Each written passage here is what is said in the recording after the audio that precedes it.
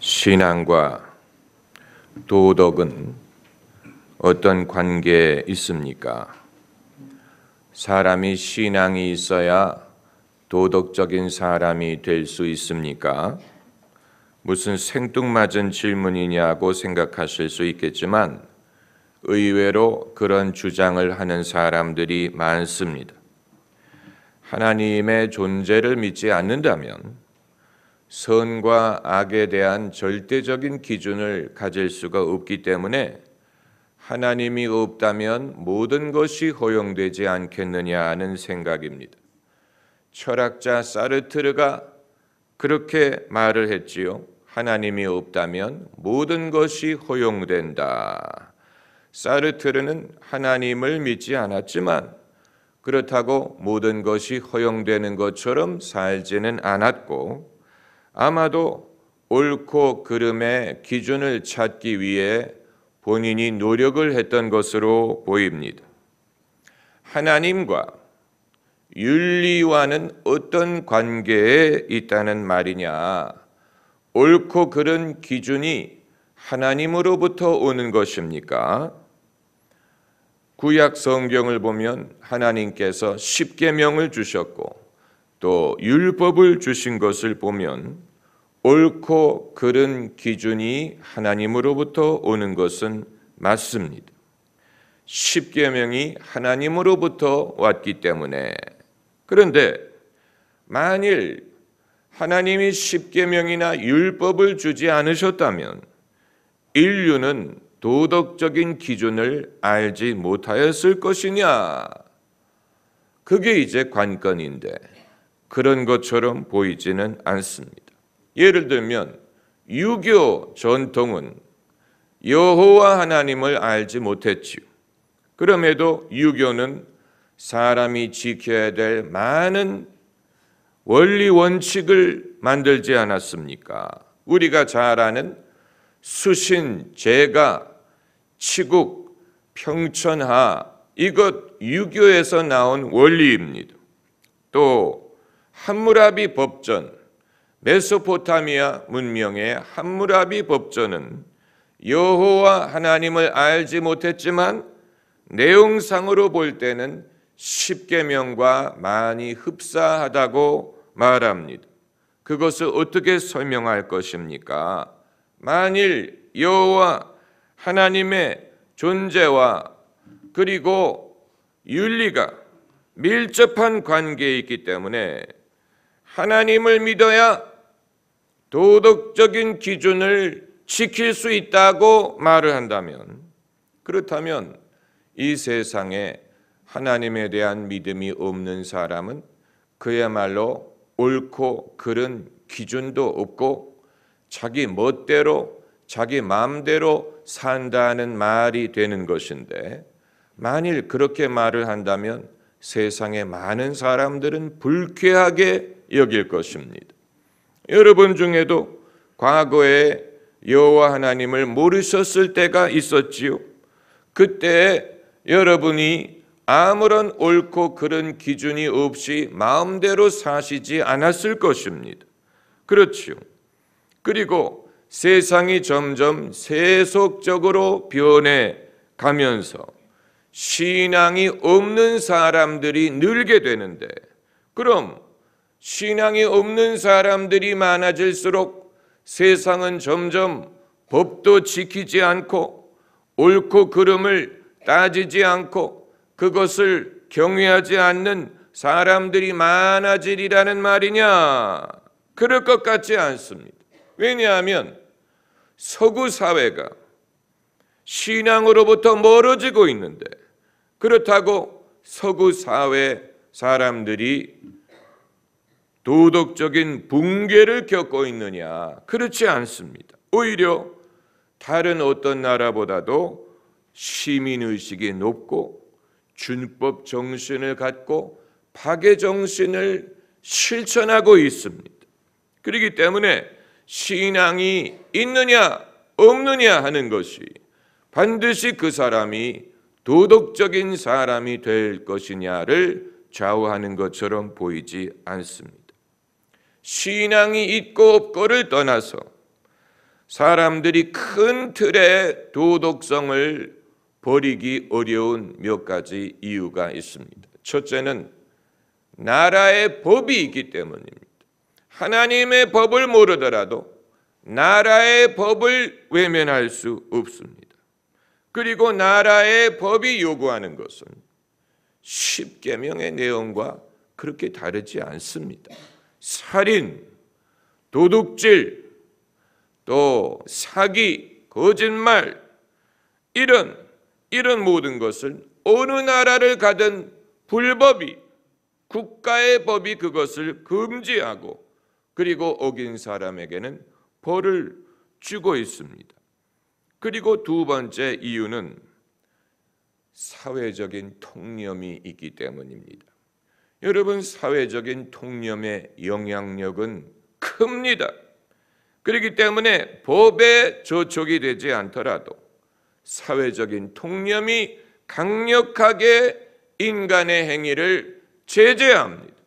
그것이 바로 여론이라든가 또 왕따를 시키는 것이라든가 눈치를 주는 것의 위력이, 사람이 나라의 법은 두렵지 않더라도 자기가 따돌림을 받을까, 사람들의 눈치를 볼까 우려해서 사회적인 통념을 따를 수밖에 없습니다. 그리고 세 번째 이유는 부모의 교육 때문입니다. 종교가 있든 없든 대부분의 부모들은 자식에게 착하라, 바르라 라고 가르칩니다. 부모가 도둑이라도 자식에게는 도둑질은 나쁜 것이니 하면 안 된다라고 가르치지 않습니까? 그렇기 때문에 그 영향을 사람이 벗어날 수가 없는 것이고, 그리고 네 번째 이유는 사람마다 양심이 있기 때문입니다. 양심. 바울은 이 양심을 마음속에 새긴 하나님의 율법이다라고 말했습니다. 그래서 양심이 증거가 돼서 나쁜 짓을 하면 마음이 괴로울 뿐만 아니고 좋은 일을 하면 마음이 기쁩니다. 이게 우리 마음속에 있는 양심의 역할입니다. 그리고 신앙이 있는 사람이든 없는 사람이든 보편적으로 이 양심의 영향을 받습니다. 그렇다면 옳고 그른 윤리와 하나님과 상관이 없을 수도 있다는 말이냐? 하나님이 없더라도 사람들은 얼마든지 선하게 살 수 있다는 말이냐? 여기에서 우리가 도덕적인 것과 선한 것의 차이를 생각할 필요가 있습니다. 사람이 얼마든지 규칙을 지키고 준법 정신을 가지고 나쁜 짓을 하지 않더라도 그렇다고 그 사람이 선하리라는 보장은 없습니다. 히틀러가 술도 마시지 않았고 담배도 피지 않았어요. 육식을 하지 않았습니다. 채식주의자였어요. 그리고 편력이 없었습니다. 그가 에바 브라운과 결혼을 했다고 하지만 과연 에바 브라운이 그런 식으로 그의 여성의 역할을 했는지는 사람들이 분명히 알고 있지 않습니다. 히틀러는 독특한 사람이었어요. 하지 않는 게 많았어요. 그러나 어느 누구도 히틀러가 선한 사람이다라고 말하지는 않을 것입니다. 그렇기 때문에 사람이 무엇을 하지 않느냐를 가지고 그 사람이 선한 사람인가를 말할 수 없습니다. 얼마든지 법도 지키고 또 규칙을 지키고 또 통념을 지키고 또 부모님의 가르침대로 행할지라도 그 사실만으로 그 사람이 선하리라고 볼 수 없습니다. 사람의 선함을 가능하게 하는 것은 무엇이냐? 불쌍히 여기는 마음, 불쌍히 여기는 마음. 누구를 불쌍히 여기는 마음이 선한 사람을 가능하게 합니다. 저희 집사람이 저와 결혼을 결정하기 전에 결혼을 할 것이냐 말 것이냐 고민을 하는 중에 저희 장모님께 이런 말을 했다고 합니다. 김 목사가 아침에 밥은 먹고 다니는지 불쌍한 생각이 든다. 그 말을 듣고 장모님이 내 딸이 결혼하겠구나라고 생각을 했다는 것입니다. 불쌍히 여기는 마음이 하나님의 마음이 선한 사마리아 사람이 강도 만난 사람을 보고 측은히 여겼기 때문에 선한 이웃이 되줄 수가 있었던 것입니다. 예수께서 병자들을 보시고 민망히 여겨주신 데에서 그들을 고칠 수 있는 마음이 우러나온 것입니다. 불쌍히 여기는 마음, 사람들이 인정을 하든 인정을 하지 않든 불쌍히 여기는 마음은 하나님의 마음이고, 불쌍히 여기는 마음에서 우리는 하나님이 계시다는 것을 경험할 수 있습니다. 이것은 어떤 문화적인 수준이라든가 성숙한 시민 의식이라든가 또 문명의 발전 수준과는 이건 다른 것입니다. 문화가 발전할수록 불쌍히 여기는 게 아니에요. 이것은 그 근거가 출처가 사람에 의한 것이 아닙니다. 그렇다면 신앙이 도덕에 어떤 영향을 주느냐? 신앙과 도덕은 어떤 관계에 있느냐? 신앙이 사람이 도덕적으로 살도록 돕는지는 우리가 확실히 말할 수 없지만 사람이 도덕적으로 실패했을 때 신앙이 빛을 발합니다. 그게 바로 예수님이 말씀하신 내가 온 것이 의인을 부르려 함이 아니요 죄인을 부르려 함이라. 회개할 죄가 없는 사람보다 회개할 사람이 죄인이 회개할 때 하나님과 천사들 앞에 기쁨이 있느니라. 내가 너희 발을 씻지 아니하면 너와 내가 상관이 없느니라. 신앙이 언제 빛을 발하느냐? 사람이 도덕을 지키지 못하고 실패했을 때 그렇습니다. 여러분, 율법은 법은 실패한 사람에게 냉정합니다. 실패한 사람을 도와줄 수 없습니다. 그게 문제예요. 오늘 본문 말씀에도 율법이 육신으로 말미암아 연약하여 할 수 없는 그것을 하나님은 하시나니, 모든 육신이 연약하기 때문에 할 수 없어요. 옳은 줄 알지만 할 수 없고 나쁜 줄 알지만 피할 수 없는 그것이 인간의 현실입니다.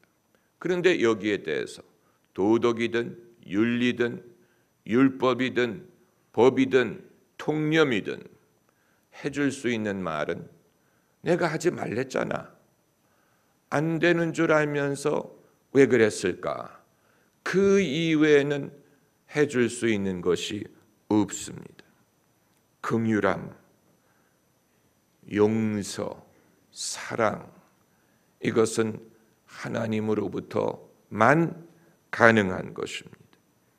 여러분, 신앙이 도덕적인 발전을 가져올 수 있겠지만 실패한 사람을 돕는 부분에서 그 빛을 발합니다. 은마는 오지 않는다라는 영화가 있었지요. 한국 전쟁을 배경으로 한 영화입니다. 한국 전쟁 시 어느 마을에 남편과 사별하고 아들을 키우면서 힘들게 사는 여성이 있었어요. 이 여성이 생존하기 위해서 미군 부대의 술집에 일하러 나갑니다. 그런데 그 마을에서는 난리가 납니다. 이 마을에 명예를 훼손했다느니 도리에 맞지 않는다느니 마을 어른들이 얼마나 들고 일어나는지 몰라요. 그런데 희한한 사실은 이 과부가 그렇게 힘들게 살아가는데 이 어른들이 하나도 도와주지 않다가 생존하기 위해서 미군 부대 나가는 것을 체면을 꾸긴다느니 마을에 도리에 어긋난다느니 하면서 저마다 흉을 보고 저마다 비판하고 저마다 야단을 하는 것입니다. 그런데 유일하게 이 여성을 도와준 사람이 미군 병사예요. 미군 병사가 일사후퇴로 후퇴를 하기 전에 자기가 갖고 있던 달러를 전부 다 이 여성에게 줍니다. 그 순간에 이 여성이 땅바닥에 엎드려져서 절을 합니다. 고맙다고.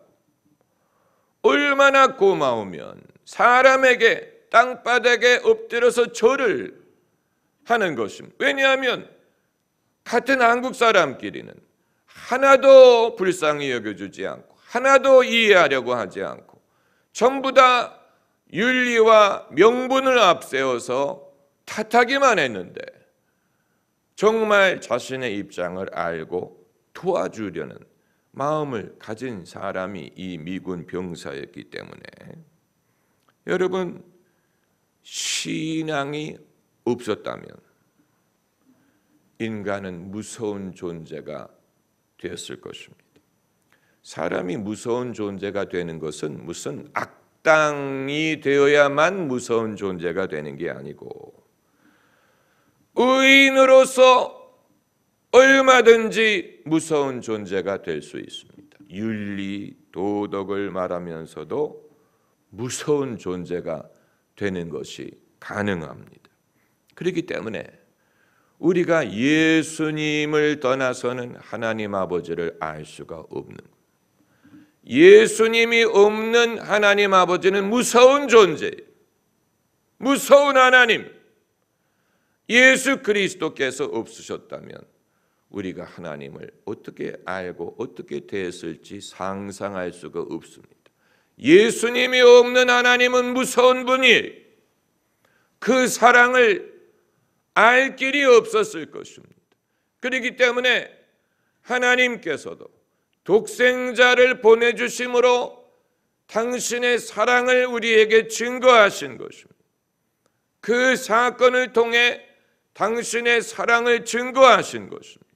사랑은 여기 있으니 우리가 아직 죄인 되었을 때 독생자를 보내심으로 사랑을 확실히 증명하셨느니라. 예수님이 없었다면 하나님처럼 무서운 분이 없죠. 예수님이 없다면 율법은 무서운 것입니다. 국물이 없어요. No soup. 국물이 없어요. 율법에는 국물이 없어요. 율법을 어긴 자는 죄인이 끝.